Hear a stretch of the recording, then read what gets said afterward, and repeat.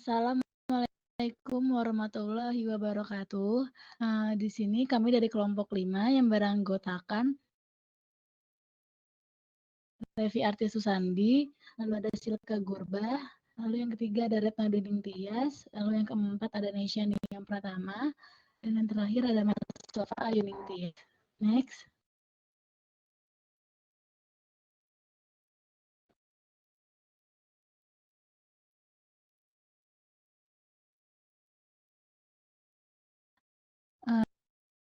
Di sini kami akan membahas chapter 10 yaitu resiko kredit pada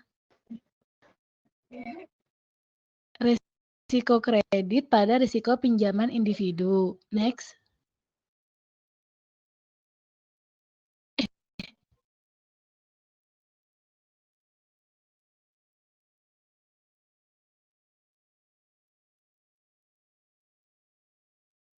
Di sini ada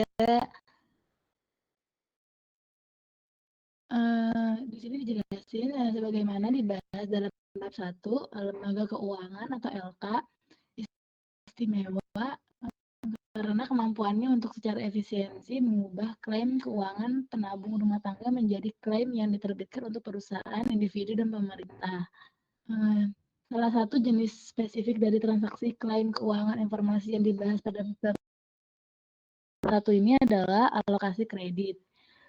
Yang artinya LK mengubah klaim dari penabung rumah tangga dalam bentuk deposito menjadi pinjaman yang diberikan kepada korporasi dan pemerintah.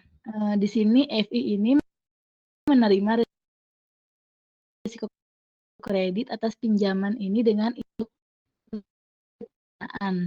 kayak seperti misalnya menutupi biaya pinjaman atau menerbitkan deposito.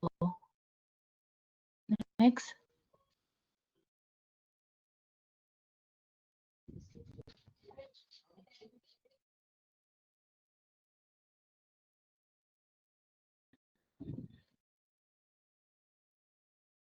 Dalam bab ini, bab pertama dari 2 bab tentang risiko kredit. Di sini kita membahas berbagai pendekatan untuk menganalisis dan mengukur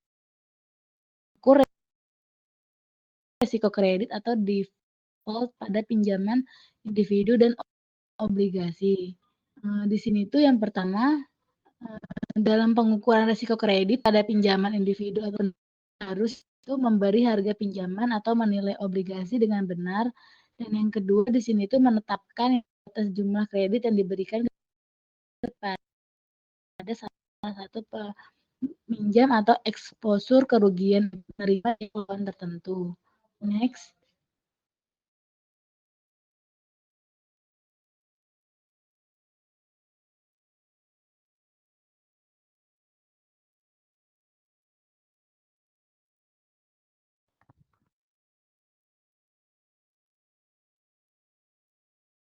Next, Re.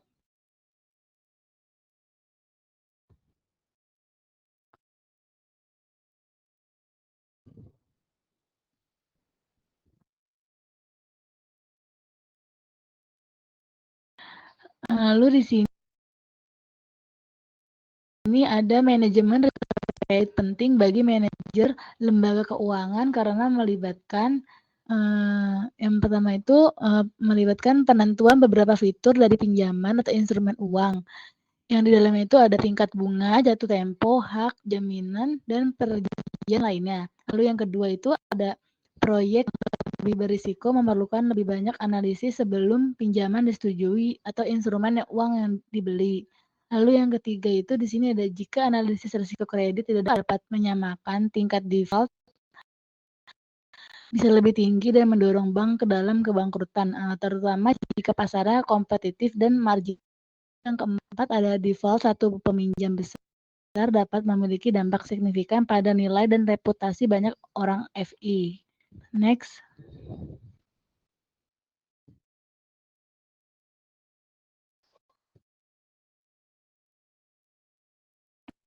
Misalnya itu di sini tuh contohnya kayak ada total ekspor Bank Amerika Serikat saat bank kebangkrutan pada tahun 2002 adalah lebih dari 700 juta dolar. Kerugian dari kegagalan tunggal ini tuh mengakibatkan penurunan laba per saham di JP Morgan Chase sebesar 5 sen atau hampir 2%. Pada saat itu, Bank One sekarang ini tuh menjadi bagian dari JP Morgan Chase sebesar 3 sen atau 1%, dan di Bank of America sebesar 5 sen atau 1%. Jadi dengan demikian pula itu satu jurusan peristiwa ekonomi dapat menyebabkan kerugian bagi banyak portofolio pinjaman lembaga keuangan. Lalu contohnya itu juga ada lagi, misalnya pada tahun 2005 yang terjadi badai Katrina di daerah yang terkena badai, dan tentu saja akibat krisis pasar keuangan akhir 2000-an ini mengakibatkan kerugian terkait risiko kredit terbesar yang pernah ada untuk keuangan AS, tentunya nilai instrumen kredit on, dan seperti halnya pinjaman KNI, karakteristik pinjaman hipotek perumahan sangat berbeda. Next.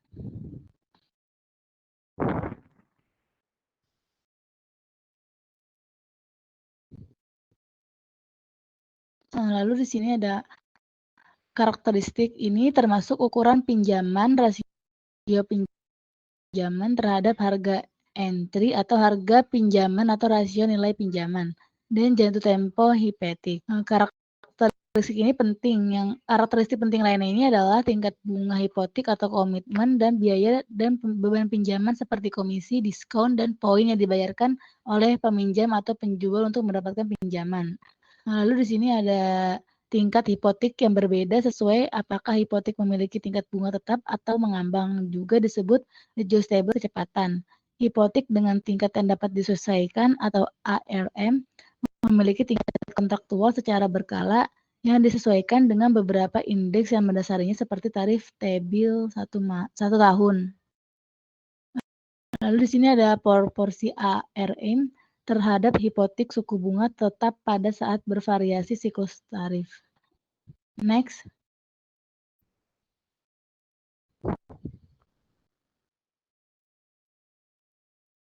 Di sini ada gambar kayak pada gambar 10.2 ini tuh perhatikanlah perilaku ARM selama satu tingkat bunga baru.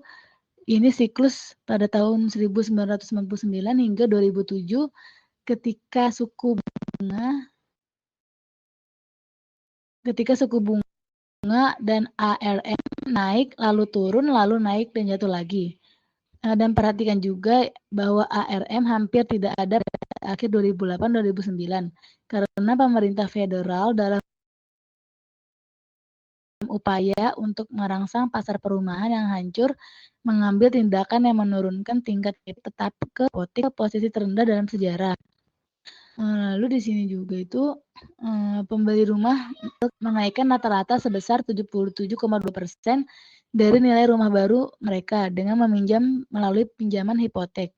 Tarif yang dikenakan pada pinjaman rata-rata tetap ini pada posisi terendah dalam sejarah sebesar 3,80%, dan pemberi pinjaman GAG membebankan biaya tambahan 1,10% untuk memproses hipotek. Next.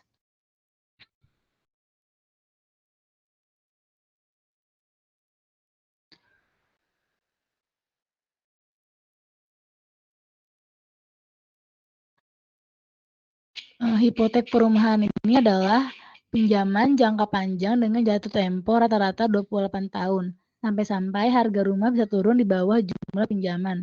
Contohnya itu seperti hipotek, sekuritas berbasis hipotek, lalu ada kartu kredit yang mencapai 2,3 triliun dolar di seluruh dunia, dengan 1,6 triliun dolar berasal dari pinjaman dan aset yang berasal dari keuangan AS lembaga sosial.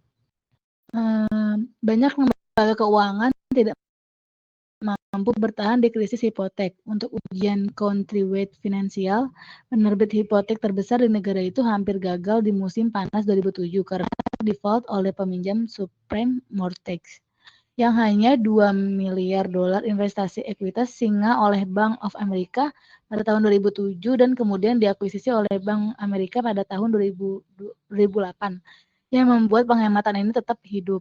Next.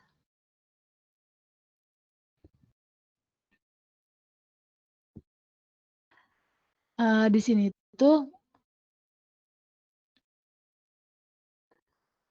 tuh ada Bank AS itu juga memiliki exposure yang lebih besar ke negara-negara yang lebih besar di Eropa dan untuk bank-bank Eropa.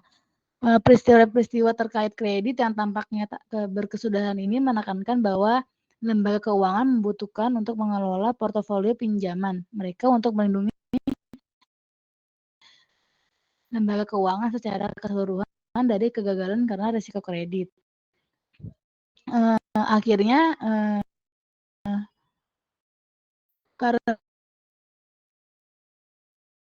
itu kami untuk mengukur risiko kredit termasuk model kualitatif dan kuantitatif atau model penilaian kredit dan model pengukuran risiko kredit yang lebih baru. Dan memang teknologi kemajuan teknologis setidaknya telah menjadi salah satu kekuatan pendorong di belakang kemajuan dan kemajuan baru model pengukuran dan manajemen risiko kredit dalam beberapa tahun terakhir. Next.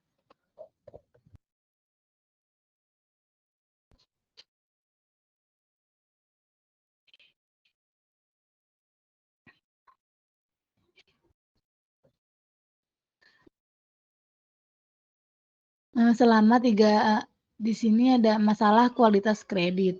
Selama 3 dekade terakhir, kualitas kredit pinjaman dan investasi banyak perhatian. Pada tahun 1950-an, ada yang luar biasa masalah dengan pinjaman bank ke negara-negara kurang berkembang atau LDC, penghematan dan pinjaman bank perumahan dan hipotek pertanian.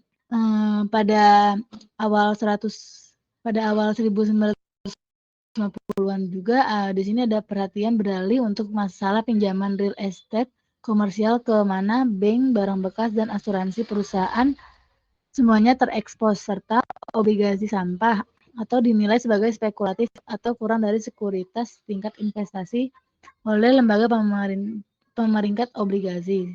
Lalu pada akhir 1990-an, kekhawatiran ini bergeser ke pertumbuhan pesat di kredit mobil dan kartu kredit berkualitas serta penurunan kualitas komersial standar pinjaman karena tunggakan pinjaman mulai meningkat.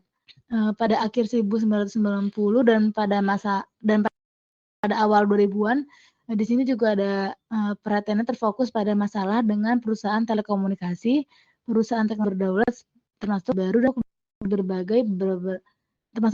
berbagai seperti Argentina, Brazil, Rusia, dan Korea Selatan. Yang tak terlepas dari masalah kredit ini, kualitas kredit ini dijadikan sebagian besar lembaga keuangan meningkat sepanjang tahun 1990-an. Next.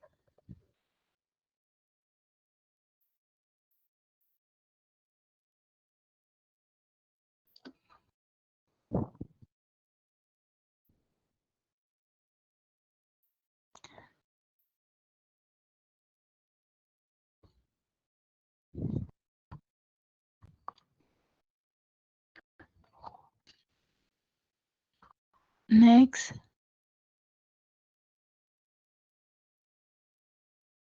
Di sini tuh ada contohnya, itu misalnya untuk bank komersial yang diasuransikan FDIC. Rasio pinjaman bermasalah terhadap aset menurun secara signifikan dari tahun 1992 hingga 2000. Di sini resesi ekonomi AS pada awal 2000-an ini menyebabkan pembalikan tren ini karena tingkat kredit bermasalah meningkat, terutama pada komersial industri atau KNI pinjaman. Namun demikian, kredit bermasalah pada semua kategori masih di bawah pada awal 1990-an. Ketika ekonomi AS membaik pada pertengahan 2000-an, di sini membentuk suku bunga pinjaman turun. Namun tunggakan hipotek terutama pada subprime hipotek sangat melonjak pada kuartal terakhir di tahun 2006 dan semua tahun 2007. Yang sebagai pemilik rumah yang telah merenggangkan diri secara finansial untuk membeli rumah atau membiayai kembali hipotek di awal 2000-an yang tertinggal dalam pembayaran pinjaman mereka.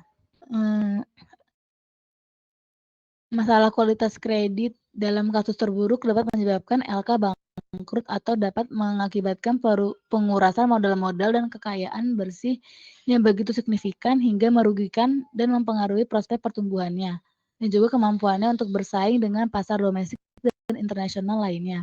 Namun, resiko kredit tidak hanya berlaku untuk area pinjaman tradisional dan investasi obligasi, karena bank dan LK lainnya telah berkembang menjadi penjamin kredit atau aktivitas di luar neraca lainnya. Jenis baru exposure risiko kredit ini telah muncul dan menyebabkan kekhawatiran di antara manajer dan regulator. Dengan demikian, analisis risiko kredit ini adalah analisis sekarang yang penting untuk berbagai macam perjanjian kontrak antara LK dan rekan-rekannya. Next.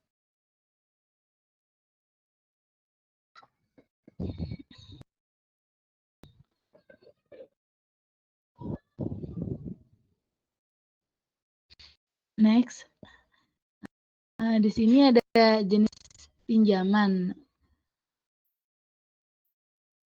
Bagian ini tuh analisis jenis pinjaman utama yang dibuat oleh lembaga keuangan AS, yang menunjukkan perincian baru-baru ini di agregat gerbang portofolio pinjaman bank komersial AS menjadi 4 kelas besar, yaitu komersial dan industri ada 22,8% dari semua pinjaman bank komersial, lalu ada real estate yaitu sebesar 45,2%, lalu individu sebesar 14,9%, dan lain-lainnya itu sebesar 17,1%.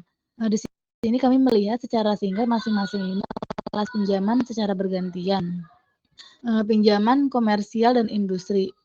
Di sini tuh angka-angka ini menyamarkan banyak heterogenitas dalam iklan dan portofolio pinjaman industri. Dan memang pinjaman komersial dapat dilakukan untuk jangka waktu sebagai penjelasan tabel 10.12 yang membahas kerugian menguras modal melalui pos laporan laba rugi yang dinamakan cadangan kerugian pinjaman. Ketentuan pinjaman kerugian tersebut ini kemudian dialokasikan ke penyisian kerugian pinjaman yang tercantum di neraca. Tunjangan untuk kerugian pinjaman dan sewa adalah perkiraan kumulatif oleh manajemen FI dari pinjaman kotor dan sewa yang tidak akan dikembalikan ke FI. Lalu secara tradisional pendek pinjaman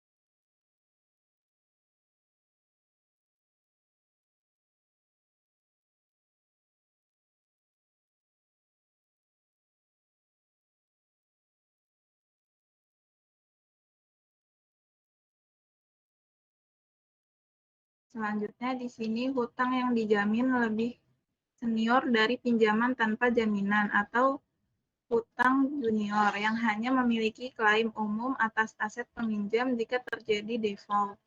Seperti yang kami jelaskan di bab ini, biasanya ada trade-off antara keamanan atau dukungan agunan pinjaman dan tingkat bunga pinjaman atau premi risiko yang dibebankan oleh pemberi pinjaman atas pinjaman. Selain itu, pinjaman komersial dapat dilakukan dengan tingkat bunga tetap atau mengambang sebesar minat. Misalkan IBM meminjam 10 juta dolar dengan harga tetap tingkat 10% untuk 1 tahun, tetapi biaya dana lembaga keuangan meningkat selama setahun. Karena ini adalah pinjaman dengan suku bunga tetap, lembaga keuangan menanggung semua risiko suku bunga. Next.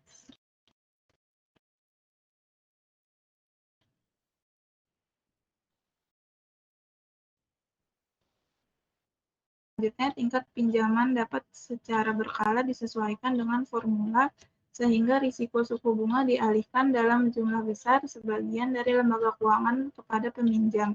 Seperti yang diharapkan, pinjaman jangka panjang lebih kemungkinan akan dibuat di bawah kontrak suku bunga mengambang daripada pinjaman jangka pendek yang relatif. Peminjam memiliki opsi untuk menurunkan jumlah berapapun hingga 10 juta dolar setiap saat selama periode komitmen. Dalam pinjaman dengan suku bunga tetap komitmen, tingkat bunga yang harus dibayar pada setiap take-down ditetapkan ketika kontrak komitmen pinjaman berasal. Ini bisa menguntungkan selama periode kenaikan suku bunga di mana peminjam dapat meminjam sesuai kebutuhan pada tingkat yang telah ditentukan.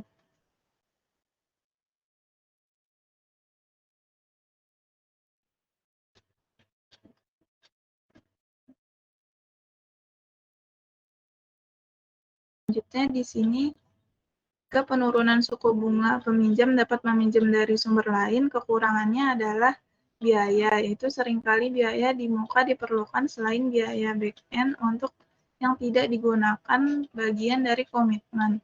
Dalam komitmen suku bunga mengambang, peminjam membayar tingkat pinjaman yang berlaku saat pinjaman benar-benar diturunkan. Misalnya, pinjaman IBM dengan suku bunga mengambang 10 juta dolar dibuat berdasarkan komitmen pinjaman 1 tahun.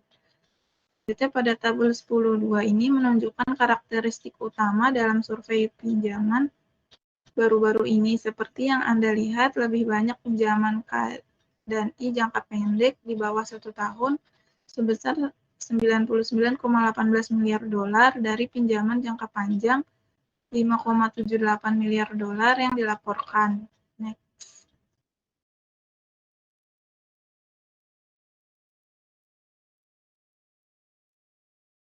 Selanjutnya di sini di pasar keuangan seperti reksadana, pasar uang dengan menggunakan komersial kertas, sebuah perusahaan dapat menghindari bank dan pasar pinjaman untuk mengumpulkan dana sering di tarif bawah di biaya bank tersebut.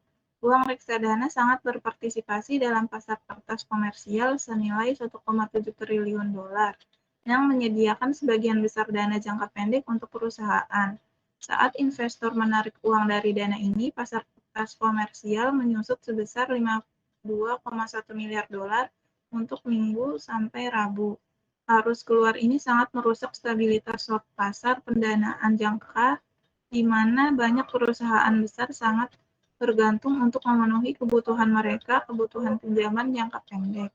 Sebagai tanggapan, bisnis yang telah menarik mereka komitmen pinjaman di lembaga keuangan, yaitu pinjaman real estate terutama pinjaman hipotek, dan beberapa pinjaman ekuitas rumah bergulir, sekitar 12% dari portofolio pinjaman real estate pada Maret 2015. Kami menunjukkan distribusi hutang hipotek untuk bank-bank Amerika Serikat pada tahun 2015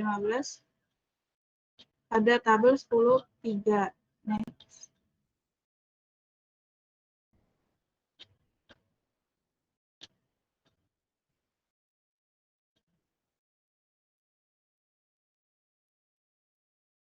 Selanjutnya di sini pinjaman individu atau konsumen.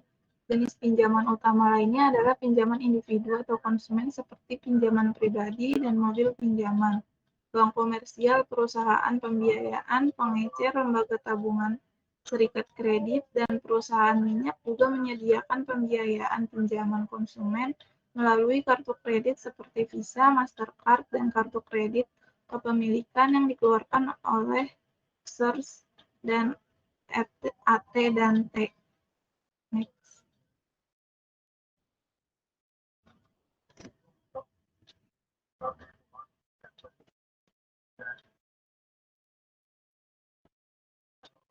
Selanjutnya di sini ada 5 penerbit kartu kredit. Ini memiliki lebih dari 75% dari semua saldo terutang. Dan ada 2 kelas utama pinjaman konsumen di bank-bank Amerika Serikat terbesar kelas pinjaman, yaitu pinjaman konsumen non-revolving itu sebesar 73,6%, yang meliputi baru dan pinjaman mobil bekas, pinjaman rumah mobil, dan pinjaman konsumen jangka tetap seperti pinjaman pribadi 24 bulan. Selanjutnya kelas utama lainnya itu ada pinjaman konsumen bergulir sebesar 26,4% seperti utang kartu kredit. Next.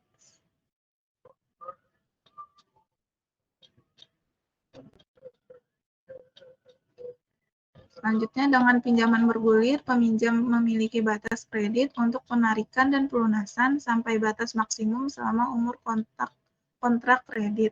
Dalam beberapa tahun terakhir, bank menghadapi tarif charge-off antara 4 dan 8% dari pinjaman kartu kredit mereka yang belum dibayar.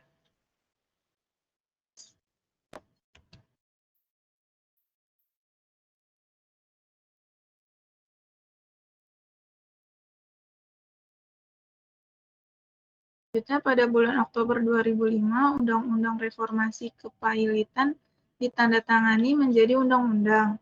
Tindakan ini membuatnya lebih sulit konsumen untuk menyatakan pailit. Akibatnya, terjadi lonjakan pengajuan kebangkrutan pada musim panas dan awal musim gugur 2005, tepat sebelum aturan baru mulai berlaku. Akibatnya, bank melihat lonjakan tagihan kartu kredit tersebut. Next.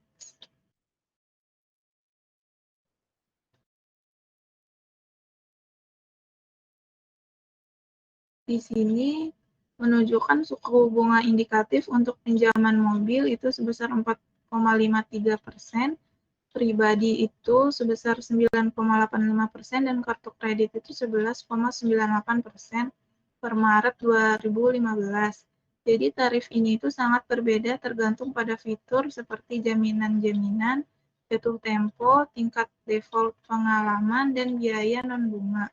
Misalnya kredit mobil yang didukung oleh agunan, sedangkan pinjaman kartu kredit itu tidak. Next.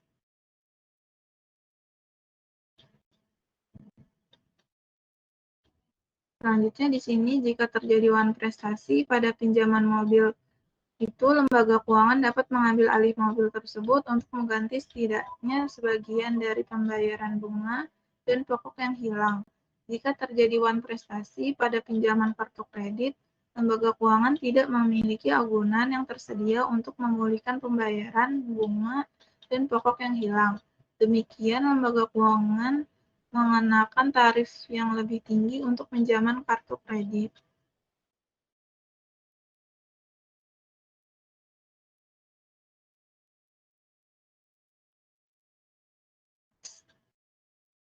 Selanjutnya, menghitung pengembalian pinjaman. Ini termasuk penyesuaian untuk kredit yang dirasakan risiko atau risiko gagal bayar peminjam, serta segala biaya dan jaminan yang mendukung pinjaman. Bagian ini menunjukkan satu metode yang digunakan untuk menghitung pengembalian pinjaman, yaitu pendekatan pengembalian aset tradisional. Next.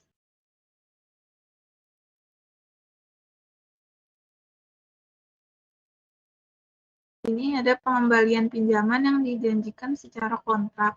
Jadi faktor-faktor yang termasuk itu yaitu tingkat bunga pinjaman, segala biaya yang berkaitan dengan pinjaman, premi risiko kredit atas pinjaman, dukungan agunan dari pinjaman, persyaratan non-harga lainnya, terutama saldo kompensasi dan persyaratan cadangan. Jadi tingkat pinjaman itu ditetapkan berdasarkan base lending rate itu 8% ditambah credit risk premium or margin itu 2%. Jadi jika ditambah 8% ditambah 2% jadinya 10%. Next.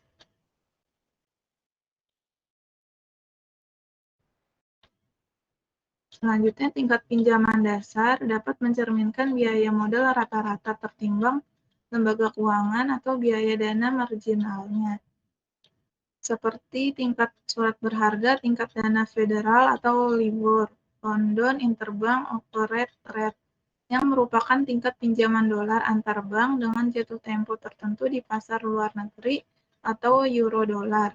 Pusat dari pasar euro dolar adalah London. Next.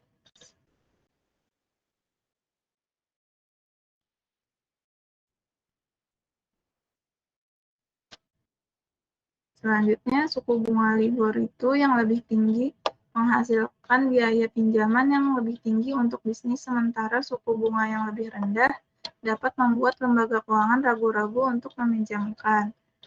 Selanjutnya, penggunaan LIBOR secara ekstensif sebagai tarif dasar pada pinjaman bisnis dan bahkan hipotek dan tarif kartu kredit. Bahkan sedikit manipulasi dapat menyebabkan redistribusi sumber daya secara besar-besaran.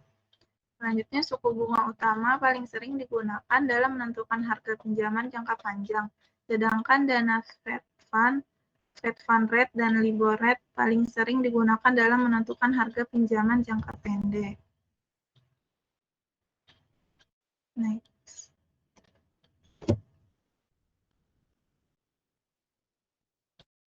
Selanjutnya, biaya dan beban langsung dan tidak langsung yang berkaitan dengan pinjaman umumnya terbagi dalam 3 kategori. Yang pertama, biaya originasi pinjaman dari yang dibebankan kepada peminjam untuk memproses aplikasi.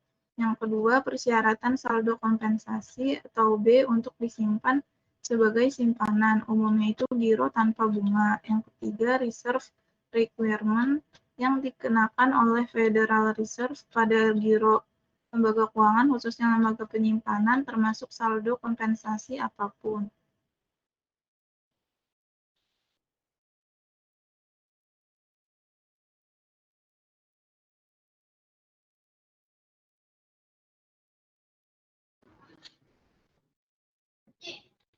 Selanjutnya, pengembalian kotor yang dijanjikan secara kontraktual atas pinjaman A per dolar yang dipinjamkan atau ROA per dolar yang dipinjamkan sama dengan 1 ditambah K sama dengan 1 ditambah OF ditambah BR ditambah. Rumus ini mungkin perlu penjelasan. Pembilangnya adalah arus kas masuk kotor yang dijanjikan ke FI per dolar yang dipinjamkan, yang mencerminkan biaya langsung dari ditambah pinjaman antar tingkat perkiraan. Dalam penyebut untuk setiap 1 dolar yang dipinjamkan lembaga keuangan, yang mempertahankan B sebagai saldo kompensasi tanpa bunga. Jadi 1 kurang B adalah hasil bersih dari setiap 1 dolar dari pinjaman yang diterima oleh peminjam dari lembaga keuangan mengabaikan persyaratan cadangan. Namun karena B, yaitu saldo kompensasi dipegang oleh peminjam di FI dalam suatu permintaan rekening deposito, Federal Reserve mengharuskan lembaga penyimpanan untuk menahan cadangan berbunga non atau rendah pada tingkat RR terhadap saldo kompensasi. Dengan demikian, keuntungan bersih FI dari persyaratan saldo kompensasi harus mempertimbangkan biaya pemegang persyaratan cadangan tambahan. Arus keluar bersih oleh FI per 1 dolar pinjaman adalah atau dikurangi persyaratan saldo kompensasi yang disesuaikan dengan cadangan.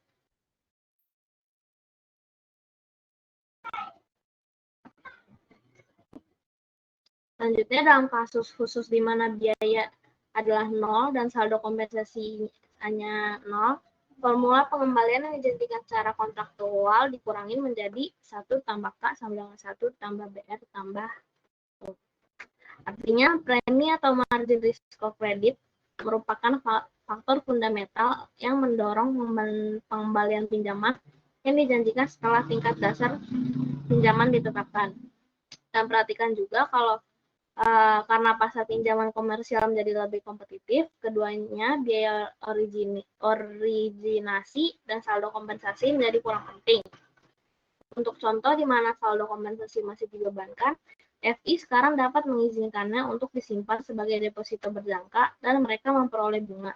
Akibatnya peluang peminjam kerugian dari saldo kompensasi telah dikurangi menjadi perbedaan antara tingkat pinjaman dan tingkat kompensasi saldo deposito.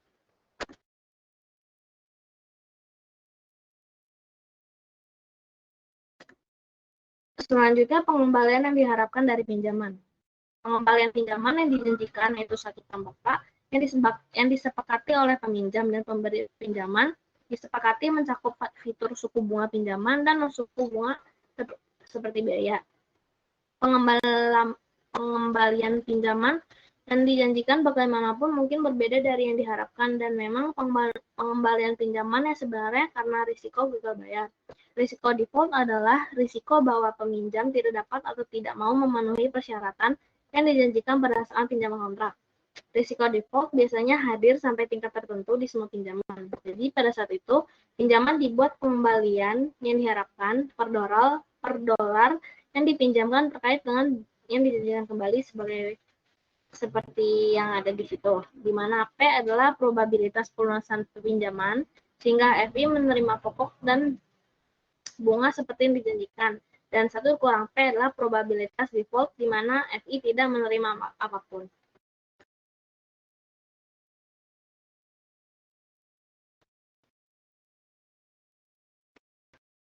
Selanjutnya, menata ulang persamaan ini. Kita mendapat R sama dengan P ditambah 1 tambah K dikurang 1. Sejauh P kurang dari 1, risiko default hadir, yang berarti pengelola lembaga keuangan harus menetapkan premi risiko yang cukup tinggi untuk mengkompensasi risiko ini, dan mengakui bahwa menetapkan premi berisiko tinggi serta biaya tinggi dan tarif dasar dapat benar-benar mengurangi kemungkinan pembayaran, yang artinya K dan P tidak independen. Memang dalam rentang tertentu, ketika biaya dan tingkat pinjaman meningkat, kemungkinan peminjam membayar pengembalian yang dijanjikan dapat berkurang. Yang akibatnya, lembaga keuangan biasanya harus mengendalikan risiko kredit dalam 2 dimensi, harga atau dimensi pengembalian yang dijanjikan dan dimensi kuantitas atau ketersediaan kredit. Bahkan setelah menyesuaikan tingkat pinjaman untuk risiko default peminjam, tidak ada jaminan bahwa lembaga keuangan benar-benar akan menerima pembayaran yang dijanjikan.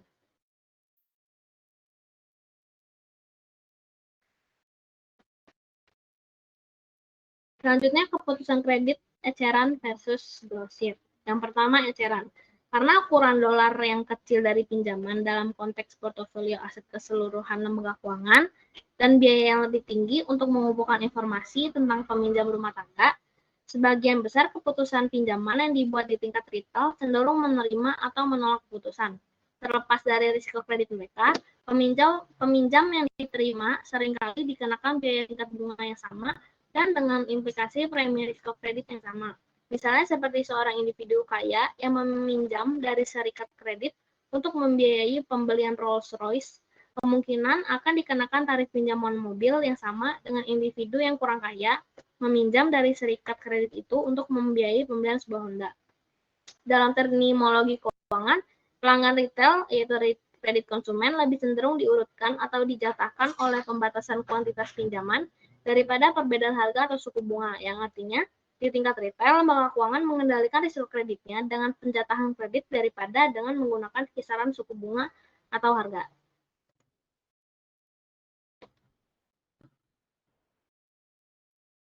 Selanjutnya, yang kedua itu grosir. Berbeda dengan tingkat eceran, pada tingkat grosir, lembaga keuangan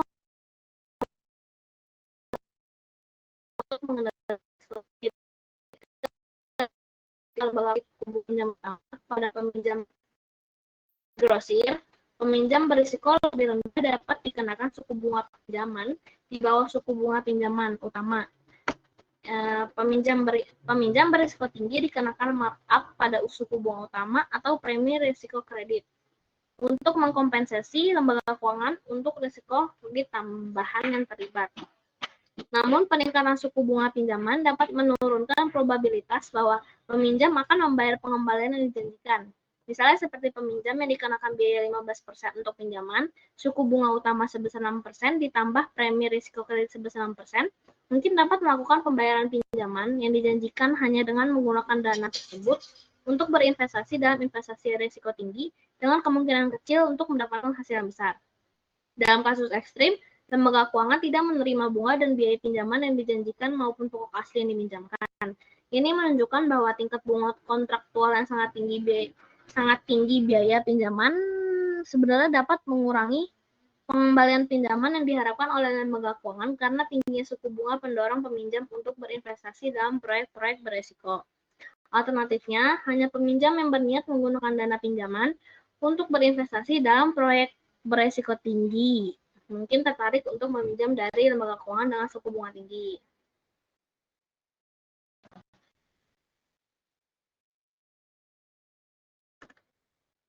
Pada gambar 10.4 ini, pada tingkat suku bunga yang dijanjikan secara kontraktual yang sangat rendah, peminjam tidak perlu mengambil risiko tinggi dalam penggunaan dana mereka, dan mereka yang memiliki proyek investasi yang relatif aman.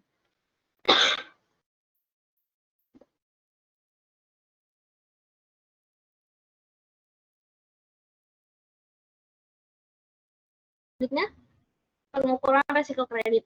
Untuk mengkalibrasi exposure risiko default dari keputusan kredit dan investasi serta untuk menilai exposure risiko kredit dalam pengaturan kontrak off balance sheet seperti komitmen pinjaman, manajer lembaga keuangan perlu mengukur kemungkinan default pinjaman. Kemampuan untuk melakukan ini sangat bergantung pada jumlah informasi yang dimiliki lembaga keuangan tentang peminjam. Di tingkat detail, banyak informasi yang perlu dikumpulkan secara internal atau dibeli dari lembaga kredit internal. Dan di tingkat grosir, sumber informasi ini didukung oleh informasi yang tersedia untuk umum, seperti pernyataan akuntansi bersertifikat, harga saham dan obligasi, dan laporan analisis.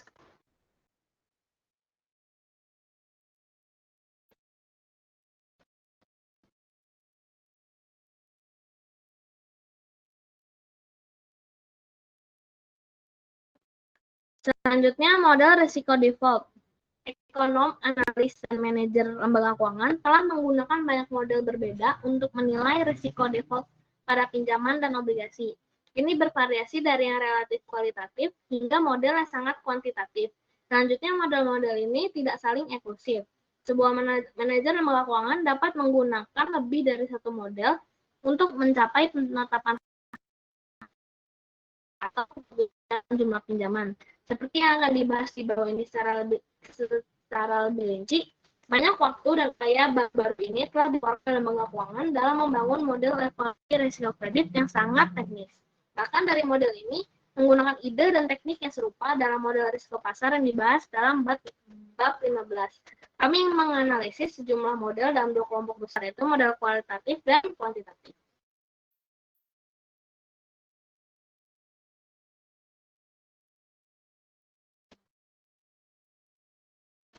Yang pertama, model kualitatif. Dengan tidak adanya informasi yang tersedia untuk umum tentang kualitas peminjam, manajer lembaga keuangan harus mengumpulkan informasi dari sumber pribadi, seperti arsip kredit dan simpanan, dan atau membeli informasi tersebut dari sumber eksternal, seperti lembaga pemeringkat kredit. Informasi ini membantu manajer membuat penilaian berdasarkan informasi tentang kemungkinan gagal bayar peminjam dan menentukan harga pinjaman dan atau utang dengan benar.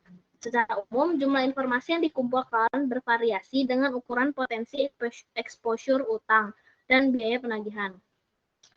Namun, sejumlah faktor kunci masuk ke dalam keputusan kredit. Ini termasuk faktor khusus peminjam, yaitu yang pertama istimewa bagi peminjam individu, yang kedua faktor spesifik pasar, yang berdampak pada semua peminjam pada saat keputusan kredit. Dan manajer lembaga keuangan kemudian mempertimbangkan faktor-faktor ini secara subjektif untuk mengambil keputusan kredit secara keseluruhan. Karena ketergantungan mereka pada penilaian subjektif dari manajer lembaga keuangan, model ini sering disebut sistem pakar. Faktor spesifik peminjam dan spesifik pasar yang umum digunakan akan dibahas selanjutnya.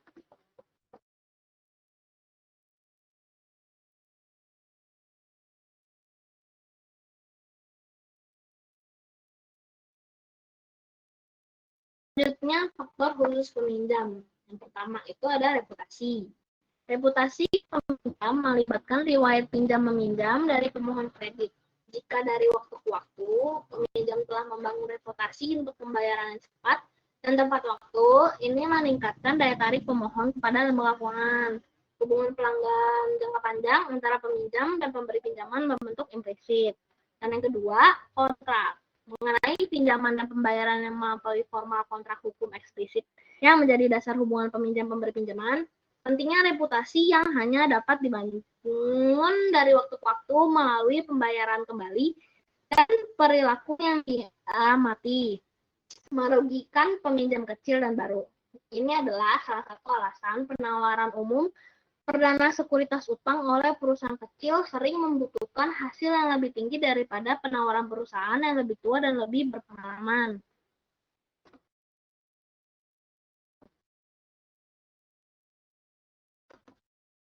Yang ketiga, manfaat. Leverage atau struktur modal peminjam, rasio utang terhadap ekuitas, mempengaruhi kemungkinan gagal bayarnya karena sejumlah besar utang seperti obligasi dan pinjaman. Meningkatkan beban bunga peminjam dan menimbulkan klaim signifikan atas arus kasnya. Seperti yang ditunjukkan pada gambar itu. Rasio utang ekuitas yang relatif rendah mungkin tidak signifikan mempengaruhi kemungkinan pelunasan utang. Namun, di luar titik tertentu, risiko kebangkrutan meningkat, seperti halnya kemungkinan hilangnya bunga atau pokok bagi pemberi pinjaman. Dengan demikian, perusahaan dengan leverage tinggi mungkin merasa perlu untuk membayar premi risiko yang lebih tinggi atas pinjaman mereka jika mereka tidak didata sejak awal. Terus yang keempat, volatilitas penghasilan. Seperti halnya leverage, arus pendapatannya sangat fluktuatif, meningkat kemungkinan peminjam tidak dapat memenuhi bunga tetap dan biaya pokok untuk struktur modal tertentu. Yang akibatnya perusahaan baru atau perusahaan di industri teknologi tinggi dengan varian pendapatan yang tinggi dari waktu ke waktu, risiko kredit kurang menarik daripada mereka yang dengan sejarah pendapatan yang panjang dan lebih stabil.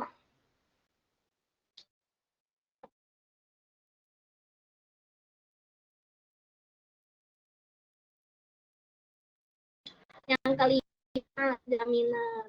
Seperti sama harga pinjaman adalah tingkat jaminan atau aset yang mendukung keamanan pinjaman. Banyak pinjaman dan obligasi yang didukung oleh aset tertentu jika peminjam gagal membayar kewajiban pembayaran. Obligasi hipotek memberikan pemegang obligasi klaim pertama untuk beberapa bagian tertentu properti peminjam. Biasanya mesin atau bangunan. Surat utang memberi pemegang obligasi klaim yang lebih umum dan lebih beresiko atas aset peminjam. Obligasi subordinasi bahkan lebih beresiko karena klaim mereka atas aset peminjam yang gagal bayar lebih rendah daripada klaim pemegang obligasi hipotek dan pemegang obligasi debetur. Demikian pula pinjaman dapat berupa jaminan atau tanpa jaminan.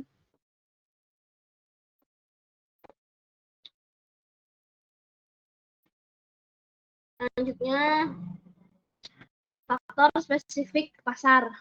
Yang pertama, siklus bisnis. Posisi perekonomian dalam fase siklus bisnis adalah sangat penting bagi lembaga keuangan dalam menilai kemungkinan default peminjam. Misalnya, selama resesi, perusahaan di sektor barang tahan lama konsumen yang memproduksi mobil, lemari es, atau perusahaan di sektor barang tahan lama konsumen, atau rumah berkinerja buruk dibandingkan dengan perusahaan di sektor barang tidak tahan lama yang memproduksi pakaian dan makanan.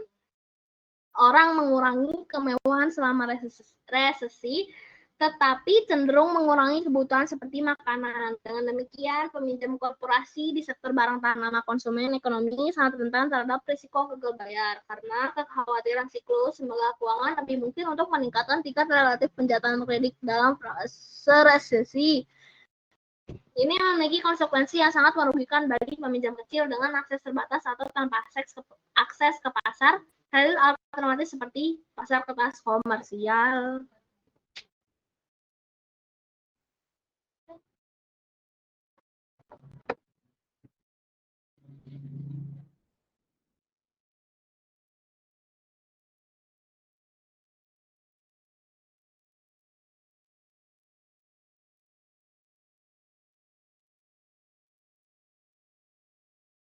Lalu selanjutnya yang kedua ada tingkat suku bunga. Suku bunga yang tinggi menunjukkan kebijakan moneter yang restriktif atau tindakan oleh Federal Reserve. Lembaga keuangan tidak hanya menemukan dana untuk membiayai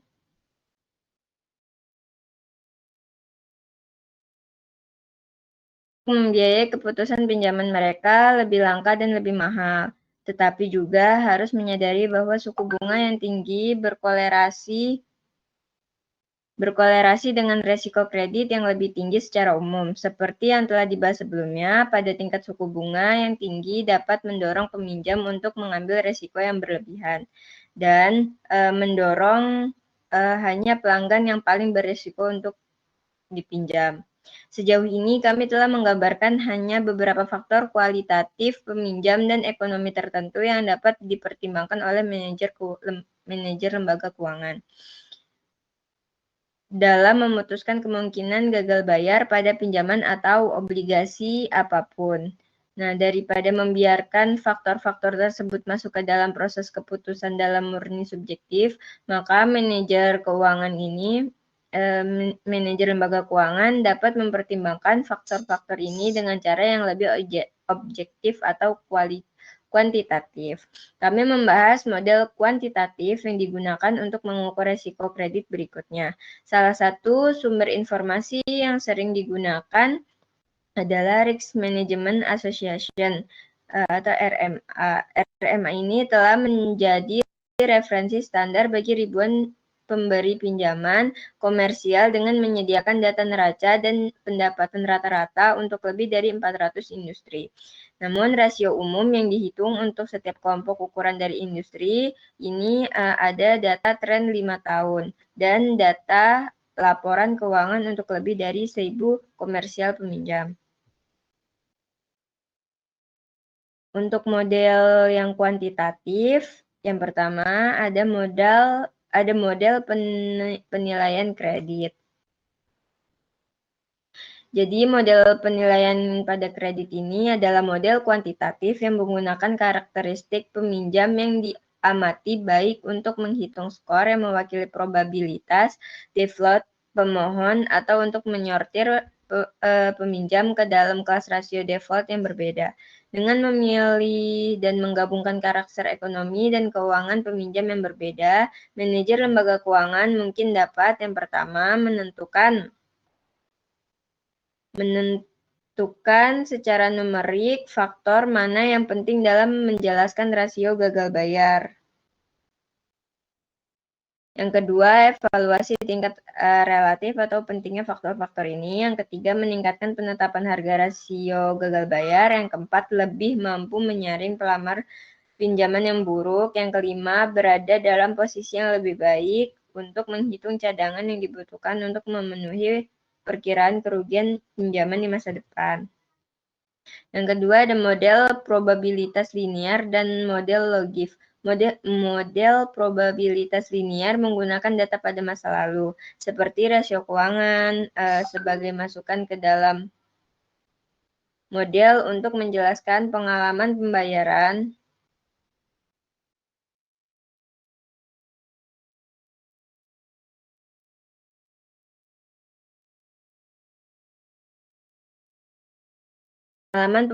kembali pada pinjaman lama. Nah, kepentingan relatif dari faktor-faktor yang digunakan dalam menjelaskan kinerja pembayaran masa lalu ini kemudian memperkirakan probabilitas pembayaran kembali di pinjaman baru. Artinya, faktor-faktor yang menjelaskan kinerja pembayaran masa lalu ini dapat digunakan untuk menilai probabilitas. Nah, probabilitas pembayaran yang dibahas sebelumnya dalam bab ini adalah input kunci dalam menetapkan premi kredit pada pinjaman atau menentukan jumlah yang akan dipinjamkan.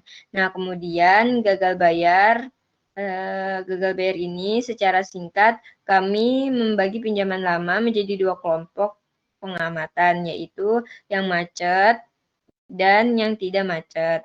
Kemudian kami menghubungkan pengamatan ini dengan regresi linear ke satu set variabel kausal.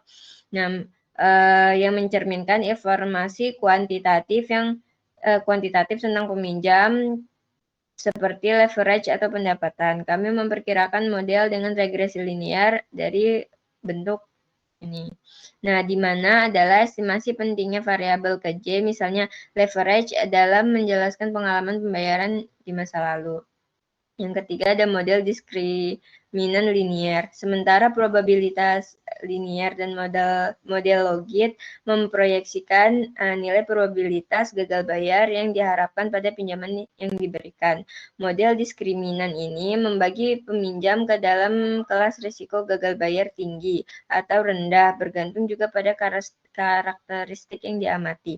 Mirip dengan model probabilitas linier. Nah, model ini diskriminan linier menggunakan data pada masa lalu sebagai input ke dalam model untuk menjelaskan pengalaman pembayaran kembali pada pinjaman lama.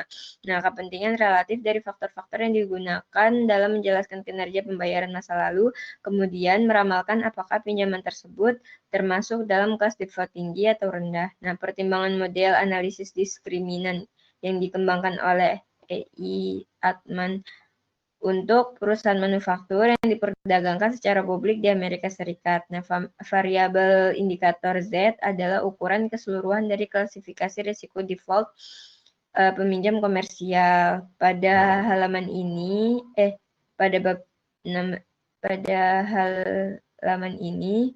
gilirannya tergantung pada nilai berbagai rasio keuangan peminjam XJ.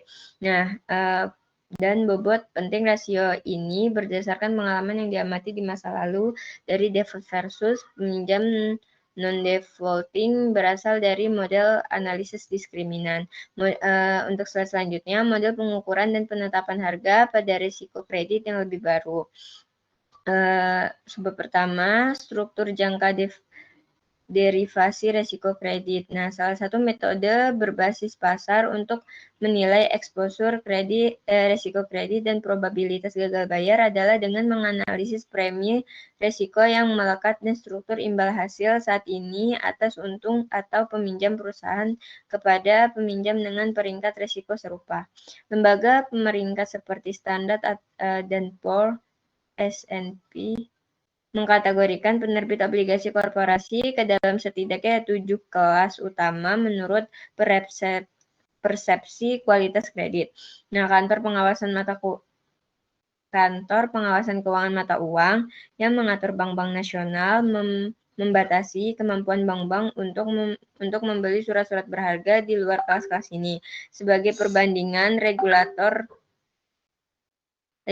perusahaan asuransi telah mengizinkan FI ini untuk lembaga keuangan ini untuk membeli sekuritas non-investment grade, tetapi dengan pembatasan jumlah agregat yang dapat mereka sertakan dalam portofolio mereka. Ketiga kelas ini dikenal sebagai hasil tinggi atau sampah obligasi peringkat kualitas yang berbeda tercermin dalam sejauh mana imbal hasil obligasi korporasi melebihi yang tersirat oleh kurva imbal hasil treasury atau bebas risiko kredit. Nah, penggunaan model tersebut berbasis pasar mengabstraksikan peran lembaga keuangan sebagai pemroses informasi. Sebaliknya juga dengan peran unik yang dimainkan oleh FI oleh lembaga keuangan adalah memproses informasi berbasis pasar untuk menilai probabilitas default-nya. Nah, dalam setiap kasus menunjukkan bahwa dapat mengekstraksi pandangan pasar tentang risiko kredit atau probabilitas gagal bayar yang diharapkan dari peminjam individu. Probabilitas gagal bayar pada instrumen hutang satu periode, asumsi bahwa lembaga keuangan memerlukan pengembalian yang diharapkan dari sekuritas hutang perusahaan 1 tahun atau kupon 0. Sama dengan setidaknya pengembalian bebas risiko pada treasury 1 tahun atau 0 kupon. Dengan menunjukkan pengembalian yang dijanjikan secara kontrak pada strip utang. Perusahaan 1 tahun sebagai 1 plus K dan pada strip treasury 1 tahun bebas risiko kredit sebagai 1 plus I, manajer lembaga keuangan hanya akan tak acuh antara sekuritas perusahaan dan treasury ketika probabilitas buka kurung 1 plus K tutup kurung sama dengan 1 plus I.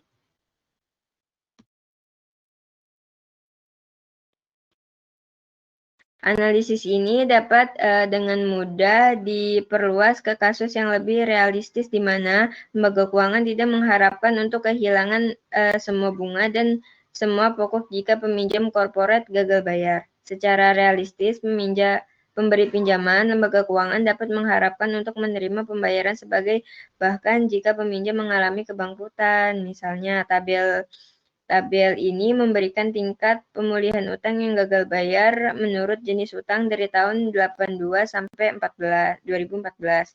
Seperti yang telah dibahas sebelumnya dalam bab ini, banyak pinjaman dan obligasi dijamin atau dijamin dengan hak gadai pertama pada berbagai properti atau aset real. Jika peminjam default, perhatikan bahwa pinjaman dengan jaminan mengalami tingkat pemulihan tertinggi di antara obligasi korporasi yang terdaftar 59,5%. Manajer FI akan menetapkan pengembalian pinjaman yang diharapkan sama dengan tingkat bebas risiko dengan cara sebagai berikut. Istilah baru di sini adalah buka kurung 1 minus PLY buka kurung 1 plus K tutup kurung. Ini adalah hasil yang diharapkan lembaga keuangan jika peminjam uang prestasi. Untuk melihat ini, selesai resikonya A, premi 0 antara K, hasil yang diperlukan atas hutang perusahaan yang berisiko, dan I adalah tingkat bunga bebas risiko.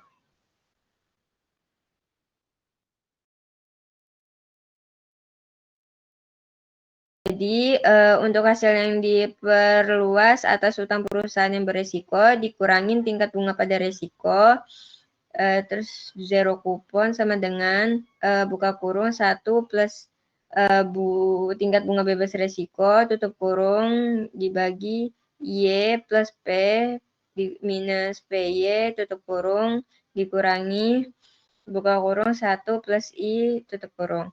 Jika tingkat bunga bebas risiko ini 2,05% dan probability-nya itu 0,9467 seperti sebelumnya, tetapi lembaga keuangan dapat mengharapkan untuk mengumpulkan 90% dari hasil yang dijanjikan jika default terjadi Y 0,9. Maka premi risiko yang diperlukan adalah 1 plus 0,0205 buka kurung 0,9 plus 0,9467 dikurangi buka kurung 0,9467 tutup kurung buka kurung 0,9 tutup kurung. Terus minus buka kurung 1 plus 0,02505 tutup kurung sama dengan 0,0055 atau 0,55%. Manajer harusnya memperkirakan probabilitas bahwa obligasi tersebut akan gagal bayar pada tahun kedua dengan syarat probabilitas bahwa obligasi tersebut tidak gagal bayar pada tahun pertama. Nah, probabilitas bahwa obligasi akan gagal bayar pada tahun tertentu yang dimaksud T adalah probabilitas default marginal untuk tahun itu 1 minus P. Jika kita menggunakan probabilitas default marginal ini, probabilitas default kumulatif pada suatu waktu antara sekarang dan akhir tahun 2 adalah CP sama dengan 1 minus P1 P2. Di strip 1 tahun yang baru pada akhir tahun pertama dengan kurs forward 1 tahun yang diharapkan, yaitu 1 plus I2 sama dengan 1 plus I1 buka kurung 1 plus F1 tutup kurung. Model skor Z untuk menghitung rasio Z untuk perusahaan ini Altman telah menunjukkan bahwa ada korelasi yang tinggi antara skor Z dan peringkat obligasi standar dan Poor's dan Moody. Setelah sebuah perusahaan ditempatkan dalam kelompok peringkat obligasi, misalnya B dengan model skor Z, imbal hasil yang dibutuhkan saat ini pada treasuries 1 dan 2 tahun, kita dapat secara langsung menyimpulkan ekspektasi pasar terhadap kurs strip treasury 1 tahun periode berikutnya atau kurs forward 1 tahun, yaitu I plus F1 sama dengan 1 ditambah I2 kurang dari 2 atau 1 plus I1. Kita dapat menggunakan jenis analisis yang sama dengan kurva imbal hasil obligasi korporasi untuk menyimpulkan kurs forward 1 tahun pada obligasi korporasi. Karena P2 buka kurung 1 plus C1 tutup kurung sama dengan 1 plus FI, maka P2 sama dengan buka kurung 1 plus FI atau 1 plus C1. Jadi probabilitas gagal bayar yang diharapkan pada tahun kedua adalah 1 min P2 dengan cara yang sama. Tingkat bunga 1 tahun yang diharapkan dalam 2 tahun waktu dapat diturunkan dari treasury dan struktur istilah perusahaan untuk memperoleh P3 dan seterusnya. Dalam contoh yang dikembangkan sebelumnya, probabilitas kumulatif bahwa obligasi kelas B korporasi akan gagal bayar selama 2 tahun ke depan adalah CP sama dengan 1 min P1 P2. CP tersebut adalah 0,9467 buka kurung 0,9262 tutup kurung sama dengan 12,32%. Seperti halnya pendekatan penilaian kredit, model ini menciptakan beberapa masalah potensial. Nah, untuk keuntungan utamanya adalah jenis ketika ke depan dan berdasarkan ekspektasi pasar.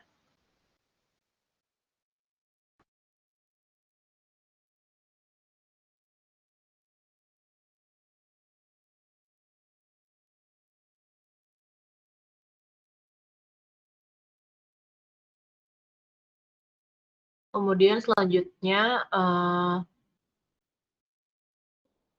kita akan membahas tentang penurunan tingkat moralitas dari risiko kredit. Daripada mengekstraksi tingkat default yang diharapkan dari struktur suku bunga saat ini, manajer lembaga keuangan dapat menganalisis pengalaman risiko default history atau masa lalu, tingkat kematian, obligasi atau pinjaman dengan kualitas yang sama. P adalah probabilitas obligasi atau pinjaman kelas B bertahan pada tahun pertama penerbitannya.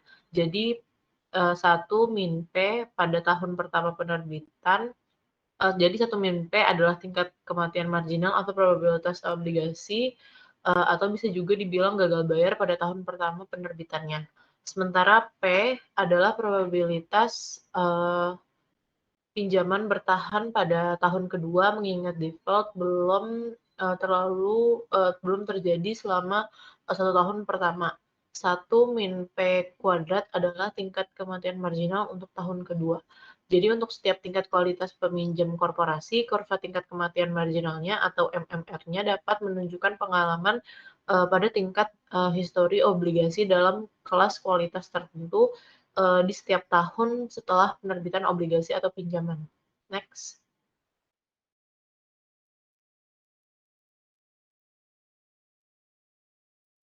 Di sini ada kurva bahwa seiring bertambahnya usia obligasi dari kelas B, kemungkinan besar gagal bayarnya meningkat di setiap tahun berturut-turut. Pada kenyataannya, bentuk apapun dari kurva kematian adalah mungkin terjadi. Ada kemungkinan juga bahwa MMR bisa datar menurun seiring waktu atau menunjukkan bentuk fungsional yang lebih kompleks. Tingkat kematian pada marginal ini dapat diperkirakan dari data aktual pada obligasi dan default pinjaman. Khusus untuk obligasi, kualitas grade B atau pinjaman total nilai obligasi grade B yang gagal pada tahun 1 penerbitan total nilai obligasi grade B yang beredar pada tahun 1 penerbitan MMR. Total nilai obligasi grade B yang gagal bayar pada tahun kedua di penerbitan total nilai obligasi kelas B yang beredar pada tahun 2 disesuaikan dengan panggilan pelunasan dan jatuh tempo pada tahun sebelumnya. Next.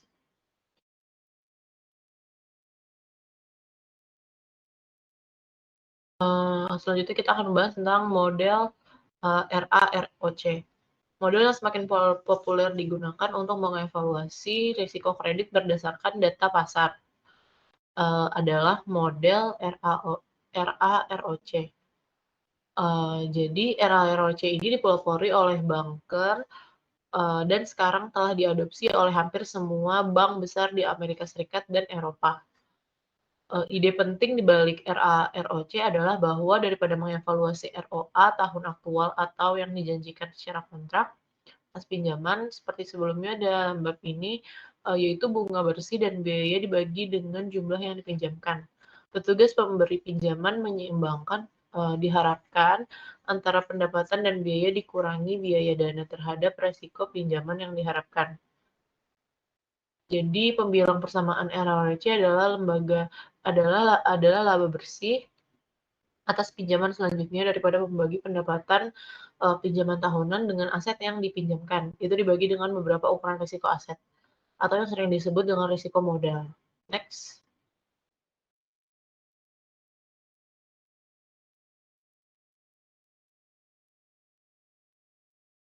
Pinjaman harus dilakukan hanya jika pengembalian pinjaman yang disesuaikan dengan risiko menambah nilai ekuitas lembaga keuangan yang diukur oleh ROE yang dibutuhkan oleh pemegang saham lembaga keuangan.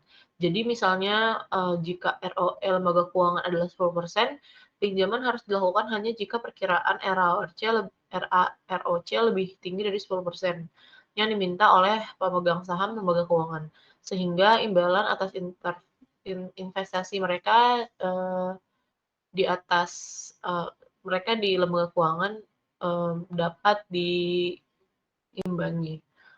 Kemudian pendapatan bersih 1 tahun atas pinjaman sama dengan spread ditambah biaya dikali dengan nilai dolar dari pinjaman yang terutang pada lembaga keuangan dapat mengurangi biaya overhead dan pajak serta mendapatkan pendapatan bersih 1 tahun dari pinjaman.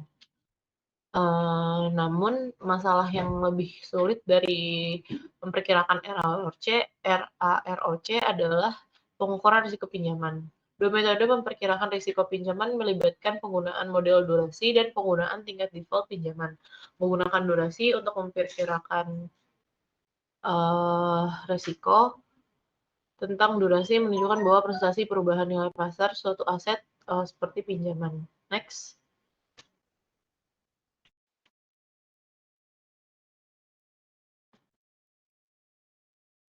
Rumusnya itu ada R dibagi dengan 1 dalam kurung ditambah dengan R. Jadi di mana R itu adalah suku bunga dasar ditambah dengan premi risiko kredit dan secara tradisional kerugian pinjaman yang diharapkan ditutupi oleh cadangan kerugian. Sementara kerugian pinjaman yang tidak terduga atau ekstrim dipenuhi oleh cadangan modal lembaga keuangan. Next.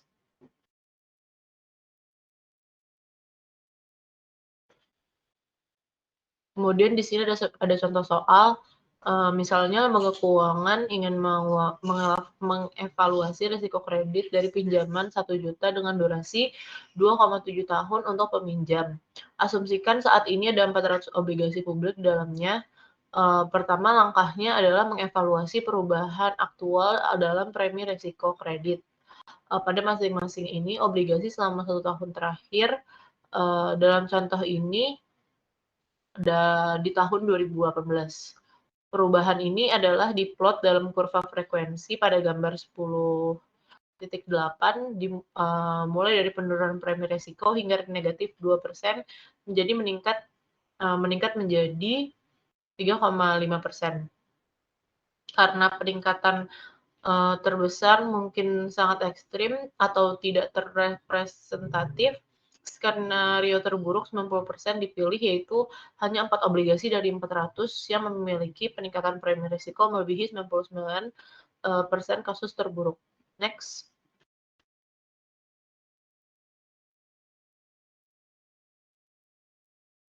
Estimasi risiko pinjaman atau modal dengan asumsi bahwa tingkat rata-rata suku bunga saat ini pada obligasi adalah 5% adalah, jadi rumusnya itu adalah dollar capital risk exposure atau loss amount sama dengan duration of loan-nya, waktu dari pengambilan loan dikali dengan risk amount atau size of loan. Kemudian dikalikan dengan expected maximum change in the loan rate due to change in the credit risk premium. Kemudian karena waktunya itu 2,7 tahun, kemudian 2,7 tahun ini dikalikan dengan 1 million dollar karena itu besar hutangnya, besar pinjamannya, kemudian dikalikan dengan 0,011 dibagi dengan 1,5, hasilnya adalah minus 28.286 dolar. Next.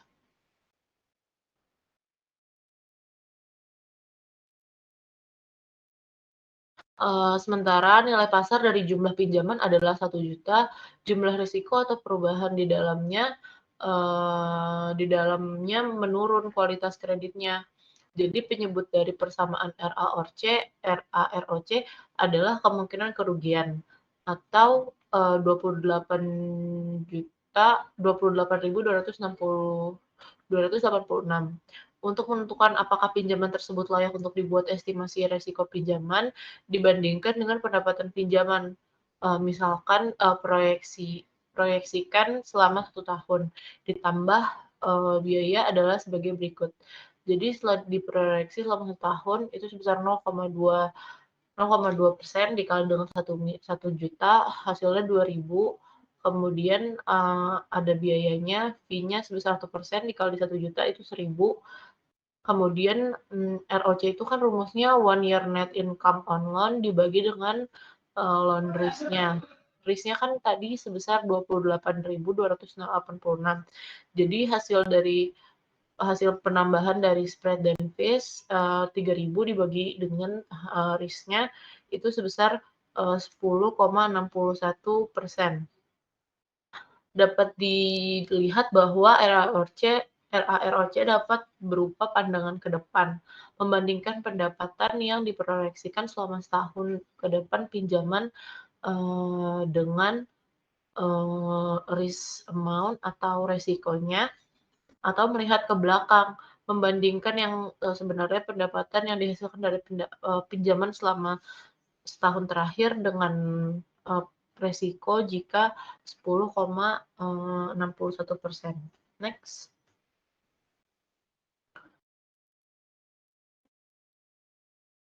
Menggunakan tingkat loan default rates untuk memperkirakan risiko pinjaman, lembaga keuangan lain telah mengadopsi cara yang berbeda untuk menghitung risk dari pinjaman dalam versi RAROC mereka. Beberapa lembaga keuangan biasanya yang terbesar dengan database default pinjaman yang sangat baik bagi pendapatan 1 tahun dengan produk dari tingkat kerugian yang tidak terduga dan proporsi pinjaman yang hilang karena gagal bayar juga disebut kerugian yang diberikan default. Dengan demikian, RAROC berumus 1 year net income per dollar loan dibagi dengan unexpected default rate dikali proportion of loan loss on default atau yang disebut dengan pinjaman yang hilang karena gagal bayar. Misalkan pendapatan yang diharapkan per dolar dipinjamkan adalah 0,3 sen atau 0,0003 persen ke 99, tingkat default untuk peminjam jenis ini adalah 4%, dan proporsi dolar dari pinjaman jenis ini tidak dapat diambil kembali adalah 80%. Maka rumusnya itu 0,003 dibagi dengan 0,04 dikali 0,08. Jadi hasilnya adalah 9,375%. Next.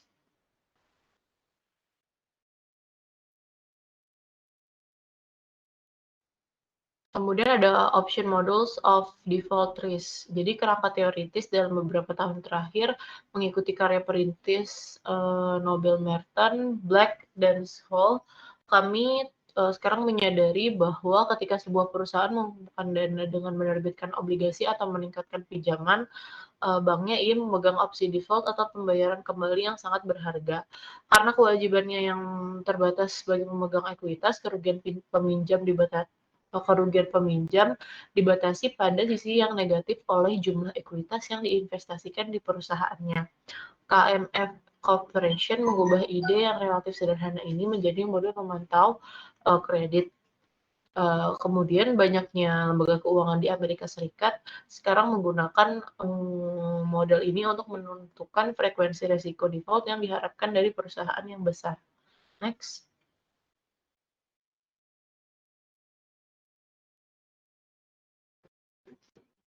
Kemudian ada pembayaran peminjam dari pinjaman. Melihat dari fungsi pembayaran untuk peminjam pada gambar 10.9 di mana S adalah ukuran investasi ekuitas awal di perusahaan dan B adalah nilai obligasi atau pinjaman yang beredar. Kemudian A di sini adalah nilai pasar aset perusahaan. Jika pada gambar ini ternyata buruk sehingga aset perusahaan dinilai pada titik A1. Pemegang saham ini berkewajiban terbatas. Tetapi pemilik perusahaan akan default pada hutang perusahaan dan menyerahkan asetnya. Sebaliknya, jika perusahaan melakukannya dengan baik, maka aset perusahaan akan ada pada titik 1A. Kemudian ada pembayaran pemegang hutang dari peminjam. Pertimbangkan peminjam atau penerbit obligasi yang sama dari perspektif pemegang keuangan atau pemegang obligasi. Jumlah maksimumnya dapat diperoleh kembali oleh lembaga keuangan atau pemegang obligasi adalah B. Pembayaran yang dijanjikan namun hanya peminjam yang memiliki opsi atau pembayaran kembali secara nasional akan membayar pinjamannya jika hanya A lebih besar daripada B, yaitu jika nilai pasar aset melebihi nilai pelunasan hutang. Next.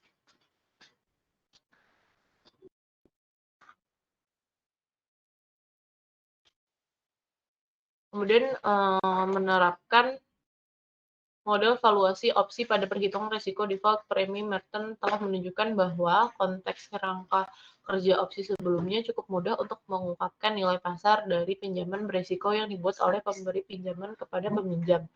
Sebagai LV itu di sini dijelaskan sebagai jangka waktu yang tersisa hingga jatuh tempo pinjaman. Kemudian ada D di sini sebagai rasio leverage peminjam diukur sebagai BE dikurangi I dan V, di mana nilai pasar hutang dinilai pada tingkat I dan tingkat bunganya bebas risiko.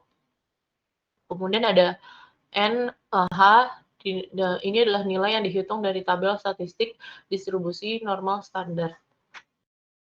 Ditulis dalam bentuk spread, hasilnya persamaan ini mencerminkan default equilibrium premi risiko yang harus dibebankan kepada peminjam.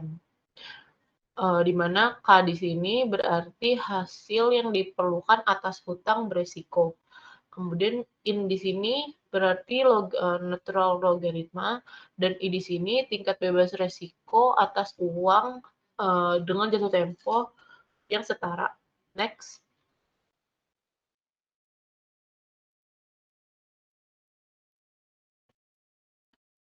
Di sini ada pada gambar ini menunjukkan bahwa model opsi analisis Moody dan frekuensi default yang diharapkan model analisis sebenarnya mengenali masalah ini dengan menggunakan pendekatan model penetapan harga opsi untuk mengekstrak nilai pasar tersirat dari aset A dan volatilitas aset dari aset perusahaan tertentu.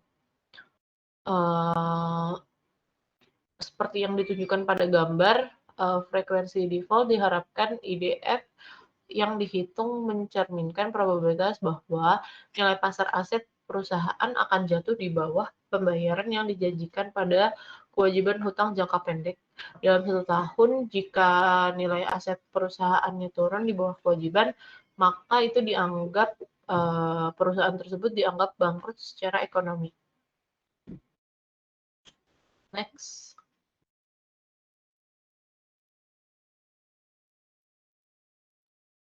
Kemudian kesimpulan yang bisa diambil dari bab ini adalah Bab ini membahas berbagai pendekatan untuk mengukur resiko kredit atau default pada pinjaman individu. Berbagai jenis pinjaman diberikan oleh lembaga keuangan dan beberapa karakteristik dasarnya diperiksa terlebih dahulu pada pengembalian yang diharapkan atas pinjaman terbukti tergantung pada faktor-faktor seperti biaya organisasi, saldo kompensasi, suku bunga, dan jatuh tempo. Berbagai model untuk menilai risiko gagal bayar mencakup model kualitatif dan kuantitatif. Model kualitatif biasanya mengandung faktor spesifik perusahaan seperti reputasi dan leverage. Dan faktor spesifik pasar seperti siklus bisnis dan tingkat suku bunga. Model kuantitatif seperti model probabilitas linear, model logit, dan model diskriminan linear terbukti memberikan nilai kredit yang dapat memberikan peringkat atau mengklasifikasikan pinjaman berdasarkan risiko gagal bayar yang diharapkan. Model kuantitatif yang lebih ketat menggunakan teori keuangan dan data keuangan.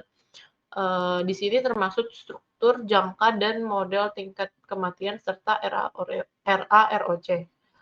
Dan model berbasis opsi. Pada bab berikutnya kita akan melihat metode untuk mengevaluasi risiko portofolio pinjaman atau risiko konsentrasi pinjaman. Next.